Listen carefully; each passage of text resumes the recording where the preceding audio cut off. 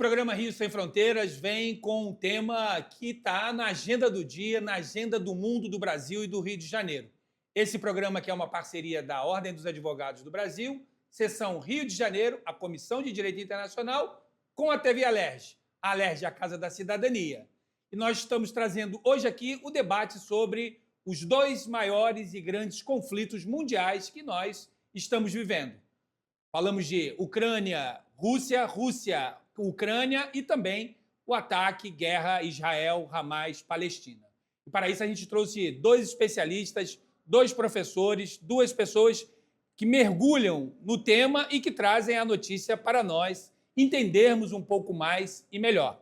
Falamos da professora Daniele Regina Ábilas, que é mestre do Núcleo de Estudos do Oriente Médio da UF, e o professor Pedro Castelo Branco, do IESP UERJ. Sejam bem-vindos, obrigado pela presença aqui nesse debate muito importante para nós, da Comissão de Direito Internacional, da OAB, para a Alerj, o cidadão carioca fluminense que nos assiste. Bom, vou começar com a professora Daniele, que é uma especialista em Oriente Médio e que tem acompanhado de perto esse conflito, essa guerra Israel, Hamas, Palestina.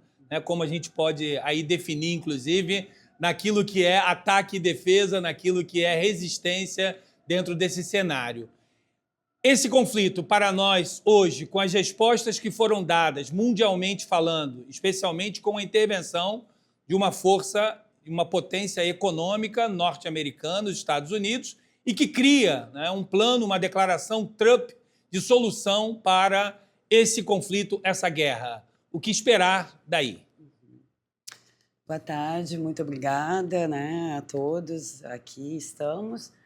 E o que esperar é um cenário mais do mesmo, vamos se dizer. Não é a primeira vez que Israel perpetra um genocídio à população de Gaza, e é para a gente falar da configuração presente e do que vem pela frente, a gente precisa primeiro olhar para trás, fazer essa, de fato, genealogia do conflito, do que é que se estabelece ali, para começo de conversa. E isso vai nos levar a 1917 e a tomada pelas forças imperiais britânicas do território da Palestina e a declaração em 9 de novembro do Lord Balfour, onde vai designar todos os esforços imperiais para a criação de um Estado para o povo judeu, para a nação do povo judeu. Então, ali já está esclarecido qual é a intenção colonial, que está sendo e vai ser o tempo todo validada, possibilitada, fomentada pelas forças imperiais ocidentais. Então, se de início você tem as forças imperiais britânicas tomando o território, no que na época, em 1917, a tomada de Gaza foi considerada a tomada com maior uso de armamento químico daquela época. A gente está falando de 1917. A gente não está falando de 2023 nem 2025. Então, já está lá estabelecido qual é o destino daquele território de acordo com o projeto colonial imperial. Essa criação desse Estado criado a partir do organismo internacional, a recém-criada Organização das Nações Unidas, importante marcar isso. Por quê? Porque essa ideia de Israel, essa ficção que se cria dessa colônia militar no território palestino contemporaneamente, são 77 anos desde o estabelecimento em 1948, do qual o Brasil também foi um dos votos na criação disso. Ela vem por organismos internacionais, ela já é em si parte de um processo de ocupação que já existia, de intervenção e de criação de um Estado-nação exclusivista para o povo judeu. Isso está muito claro desde o início de como que se comporta, em 1948, a guerra que as milícias armadas judaicas vindo da Europa, né, Irgun, Haganah, tem toda uma historiografia vastíssima sobre o tema, que vale a pena, né, a gente olhar. É importante porque daí a gente consegue entender como... Porque é isso, o que é Gaza? Como que se configura esse território que hoje chamamos Gaza, né? Como que isso acontece? Quem são essas pessoas?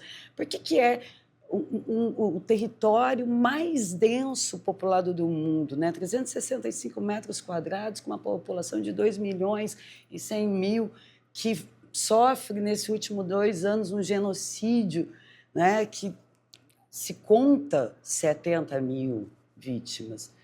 E que tem toda a infraestrutura de Gaza foi eliminada, 90% de tudo, hospital, escola, a gente está falando de tudo, né? Rede de comunicação, tudo que é necessário, que é vital. Então, a gente precisa entender a partir da lente de que Israel é uma colônia militar que produz um ecossistema militar. Um ecossistema colonial onde Gaza é uma zona, hoje, simplesmente de descarte. É uma zona de eliminação. Não é à toa que esse cerco... E o acordo, o acordo fala, em algum momento, do fim do cerco a Gaza? O acordo fala, em algum momento, do fim da ocupação israelense dos territórios palestinos? Os palestinos nem foram colocados na mesa, né, ou seja, deixa isso muito aberto, inclusive, isso já fica muito claro, como um capítulo que ainda outros virão, né, numa história que tem a sua raiz, como você bem trouxe, desde 1917. Mas, professor Pedro, eu queria então lhe ouvir agora falando um pouco sobre Rússia, Ucrânia, conflito, guerra, Ucrânia, Rússia, esse conflito, essa guerra que vai completando aí 4 anos, né, agora em fevereiro, completa 4 anos, e que é também, que está no tabuleiro do mundo como um desafio para a humanidade lidar com essa conjuntura. É possível fazer um paralelo a essa situação da guerra, do ataque Israel contra Hamas, Palestina, e a questão da Ucrânia e Rússia? Não, acho que não há paralelo, são guerras bastante diferentes. Ambas têm um caráter assimétrico, mas a assimetria da guerra do governo de Israel contra o Hamas é uma guerra totalmente assimétrica, né? E essa guerra russo-ucraniana, ela mostra uma mudança radical na ordem global internacional, porque se supunha, depois da Segunda Guerra Mundial, que se tinha construído uma ordem internacional liberal multilateral e que prevaleceria o princípio da paz. Hoje, muita gente fala na fadiga da paz. O que seria essa fadiga da paz? É o desaparecimento da diplomacia, né? A diplomacia perdeu muita força na mesa de negociação. É também um processo radical de militarização que já estava até em curso antes de eclodir a guerra russo-ucraniana. Então, essa é uma guerra que tomou um pouco de surpresa o mundo, mas ela já estava num contexto de perda da hegemonia norte-americana. Os americanos, não fazia tanto tempo, tinham acabado de sair do conflito com o Afeganistão de uma maneira um tanto apressada e estabanada. E isso mostrou que aquela grande hegemonia, esse grande protagonista, que ajudou a cunhar essa nova ordem internacional liberal, multilateral, tinha perdido força. Então, o mundo parece caminhar numa transição multipolar, né? Não há mais um grande protagonista, mas surgem novos protagonistas que têm a capacidade, que têm uma margem de ação maior. E aí, nesse contexto, houve a invasão e agressão ao povo ucraniano pelo governo Putin, mas isso era previsível dentro de algo que que o governo russo sempre falou, que a expansão da OTAN, da aliança militar ocidental, ela implicaria uma ameaça existencial ao povo russo. Então, de um lado, existiu de fato essa expansão, existiu de fato um conflito que, na verdade, foi anterior a 24 de fevereiro de 2022, que foi justamente a anexação da Crimeia pelos russos.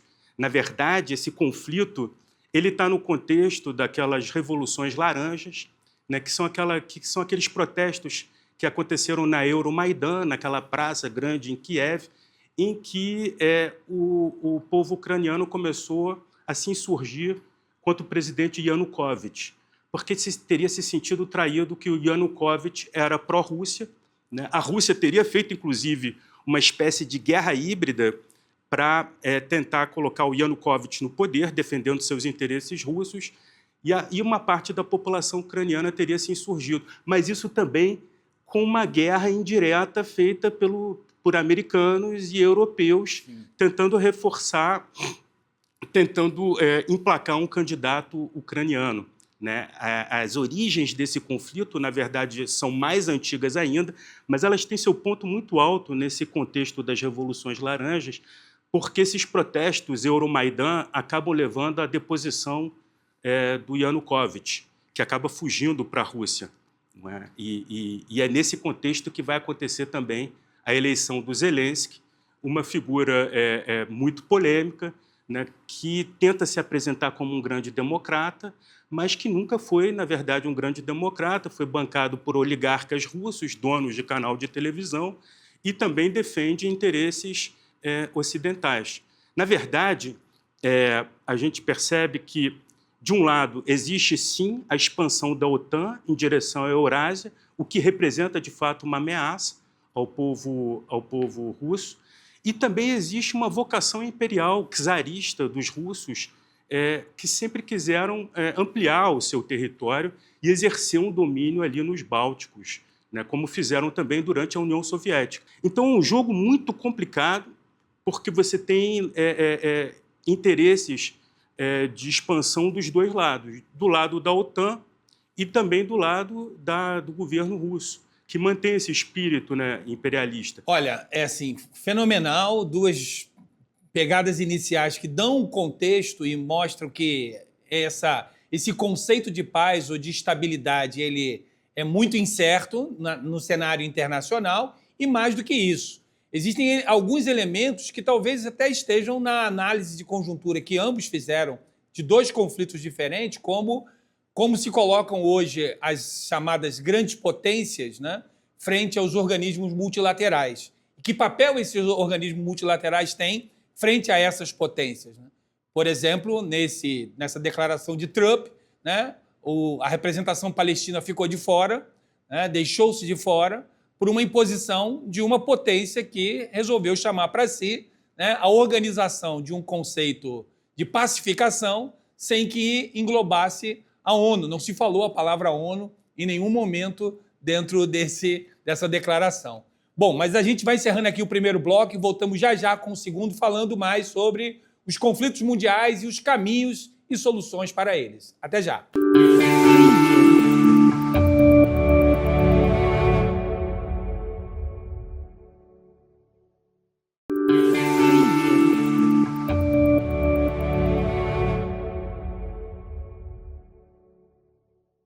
Bom, o programa Rio Sem Fronteiras retorna para mais um bloco de debate sobre os conflitos mundiais e os caminhos e soluções, se é possível, para eles, né? O programa Rio Sem Fronteiras, uma parceria da OAB, Ordem dos Advogados do Brasil, a Comissão de Direito Internacional, com a TV Alerj. Alerj, a Casa da Cidadania. Para esse debate, como já foi dito no primeiro bloco, a gente trouxe dois especialistas, duas pessoas que estão mergulhadas nesses dois grandes conflitos e que contribuíram muito aqui no primeiro debate. A professora Daniela Regina Ábilas, que é mestre em antropologia pela UF, e integra o Núcleo de Estudos de Oriente Médio da Universidade Federal Fluminense. E o professor doutor Pedro Castelo Branco, que é professor do IESP-UERJ, Instituto de Estudos Sociais e Políticos. Olha, a gente aqui mergulhou, foi fundo, né, na compreensão sobre esses dois grandes conflitos e as bases, as raízes, e que nos trazem a essa conjuntura atual. Queria um pouco a opinião de vocês a respeito de como fica uma conjuntura como essa, em que as potências vão se impondo, né, como potências, e os organismos multilaterais. O professor Pedro chegou a abordar essa questão na fala inicial, a professora também, mas queria uma opinião de vocês. Por exemplo, passou ao largo, né, os organismos multilaterais nessa aparente solução dada, né, com a declaração Trump no conflito Israel-Palestina? Então, a própria configuração, né, desses últimos 2 anos, desde o 7 de outubro, foi só, na verdade, como se fosse o lance final da declaração da falência da ONU, em termos de qualquer eficiência sobre o território, sobre a questão palestina, né? Então, já era algo que já vinha se evidenciando e se enunciando a tempo por conta de todas as condenações que a ONU vinha fazendo em relação à ocupação israelense.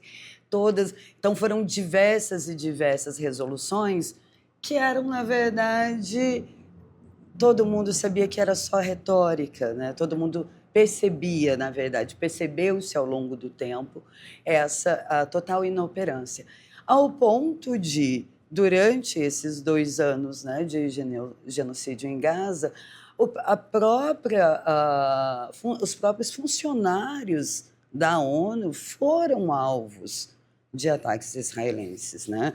Então, e Israel, inclusive, declarou que a UNRWA, que é a organização, né, o braço da ONU que trabalha diretamente com os refugiados palestinos, que era uma organização terrorista, acusando o trabalho, porque a ONU já vinha condenando os ataques de Israel, já vinha declarando, né, o quão perversa era a ocupação dos territórios palestinos já há décadas, né? E nada acontecia. E a ONU, né, dentro das suas próprias agências, foram atacadas diretamente por Israel. Então, na verdade, o que você vê é Israel revelando a obsolência da ONU. E é muito interessante, intrigante, na verdade, porque essa mesma organização que é a responsável, vamos supor, pela legitimação da criação, né, dessa entidade, Estado de Israel, perante a comunidade internacional. O que a gente vê dentro de uma perspectiva da realidade, da configuração palestina, é que a ONU, esse organismo, né, multilateral, na verdade, foi um instrumento das grandes potências para a implementação de um projeto colonial ocidental sobre o território da Palestina. Então, eu acho que fica evidente que essa organização, hoje declarada, né, a sua total falência e o quão obsoleta está a falar sobre ela em relação à Palestina, o que é muito problemático, né? E se evidenciou nesse episódio. Com certeza. Professor Pedro, aí vamos levar para o conflito Rússia-Ucrânia. Os organismos multilaterais, a figura, por exemplo, do Putin, que é, né, um estadista ali colocado no âmbito desse conflito. Como é que ficam os organismos multilaterais? Se esvaziaram? Ou seja, vem nessa toada que a professora Daniele também aponta na questão do conflito Israel-Palestina? Primeira coisa é chamar a atenção para a importância desses organismos que buscam justamente conter, de algum modo, essas grandes potências que tentam determinar as regras do tabuleiro de xadrez da política mundial. mas o declínio desses organismos multilaterais vem ocorrendo há bastante tempo. Talvez o primeiro choque sofrido por esses organismos tenha sido com o 11 de setembro, né, o atentado às Torres Gêmeas, quando o presidente George W. Bush declara guerra ao terror. Não é? E, com isso, ele praticamente pode caçar os inimigos norte-americanos em qualquer fronteira, estabelecendo uma zona de indistinção entre amigo, inimigo, civil e combatente. Ali você tem um primeiro choque muito forte. E num momento em que o mundo estava tomado por um certo otimismo, porque com a dissolução da União Soviética veio aquela ideia de um autor importante chamado Fukuyama, que seria o fim da história e o fim dos grandes antagonismos, dos grandes conflitos mundiais. Né? Finalmente, o mundo seria mais regido por relações de troca e produção de bens, né? O motor seria a globalização. Isso acontece parcialmente, mas acho que agora esses organismos multilaterais estão completamente desgastados, né? O próprio desgaste da diplomacia, a perda de espaço das mesas de negociação, de arbitragem, de mediação de conflito, tudo isso se reflete radicalmente num organismo que já deveria ter sido reformado há muito tempo e democratizado, que é o Conselho de Segurança das Nações Unidas, né? Esse Conselho de Segurança ele reflete uma situação do pós-Segunda Guerra Mundial, em que aqueles que venceram a guerra determinaram as regras do jogo. E está estagnado ali nisso. Está estagnado nisso, ninguém tem coragem de mexer, mas, por outro lado, a inoperância, a ineficácia e praticamente estagnação desse conselho acaba contribuindo para o acirramento dos conflitos, né? Então, isso é um momento muito tenso, e não só organismos multilaterais que estão envolvidos na negociação de litígios bélicos, mas também questões comerciais, porque a gente está vivendo o tempo do tarifaço, se impõe tarifas e a Organização Mundial do Comércio, a OMC, fica completamente esvaziada, né?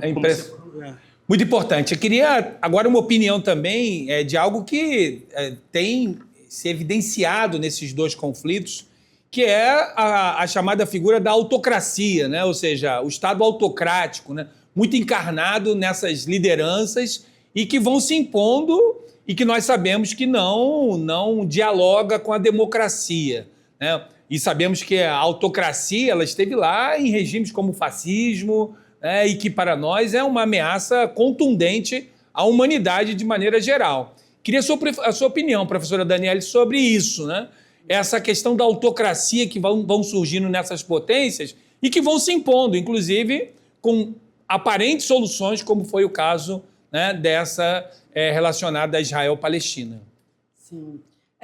Isso faz parte de uma tendência que a gente pode perceber, né, do nosso momento contemporâneo, e essa configuração de autocracias sendo, né, cada vez mais evidenciadas ao redor. Isso tem a ver mesmo com como o poder está se movimentando. Em relação a Israel, né, e a figura de Netanyahu, eu acho que é muito importante trazer alguns pontos, né? Netanyahu estava num momento muito difícil antes do 7 de outubro, onde a sociedade israelense estava em disputa e ele está em processo de julgamento, sendo acusado, né, de corrupção.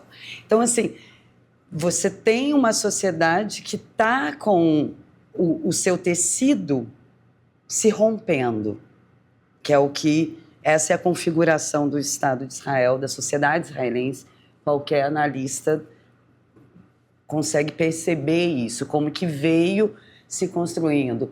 E uma figura como um Netanyahu, que por mais, assim como, né, o nosso querido nos Estados Unidos, tem vários pontos em que vai ser odiado socialmente, né, e vai ser enunciado isso, mas, de maneira geral, o que você vai ter... Uma idolatria. É uma idolatria. E de que, sim, eles representam o senso comum do pensamento de uma maioria. E isso é, sim, preocupante para o nosso, né, sonho de democracia. Por que sonho? Porque em Israel a democracia ela é uma ficção, ela nunca existiu, né, de fato, nem para os israelenses, nem, quanto menos, para os palestinos, né? Isso, então, assim, uma figura como a Netanyahu, ele tem ainda que seja extremamente controverso e problemático, tem uma capacidade agregatória gigantesca, porque traz... É como se instigasse esse sentimento de poder, de potência, de exclusivismo, de unicidade que as autocracias fazem. E, em comum, Netanyahu e Putin têm mandado de prisão pelo TPI, pelo Tribunal Penal Internacional. E aí eu passo a bola para você, professor Pedro, para poder trazer um pouco essa reflexão sobre a questão das autocracias, assim, muito bem delineado pela professora Daniele. Nesse conflito, essa figura, por exemplo, como lidar com isso na conjuntura internacional? Parece que a gente está vivendo numa era dos autocratas eleitos, né? Em que há de fato, um desgaste das democracias, aí me refiro, em particular, à democracia liberal, essa democracia representativa que entregou muito, que promoveu muita inclusão social, começou a ser objeto de descontentamento por boa parte da população das democracias mundiais. Isso abriu um espaço para um populismo extremista, né? Figuras que se apresentam ao povo como se falassem em nome do povo verdadeiro e autêntico. Eu represento você, eu falo em seu nome verdadeiramente, e não essa elite política corrupta, mentirosa, que está totalmente desinteressada na vida do cidadão comum.